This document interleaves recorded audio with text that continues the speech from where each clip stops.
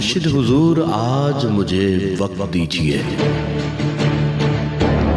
मुर्शिद मैं आज आपको टुकड़े सुनाऊंगा। मुर्शिद हमारे साथ बड़ा जुल्म हो गया। मुर्शिद हमारे देश में एक जंग छिड़ गई। मुर्शिद सभी शरीफ शराफत से मर गए। मुर्शिद हमारे ज़हन गिरफ्तार हो गए। मुर्शिद हमारी सोच भी बाजारी हो गई। मुर्शिद हमारे वास्ते बस एक शख्स था।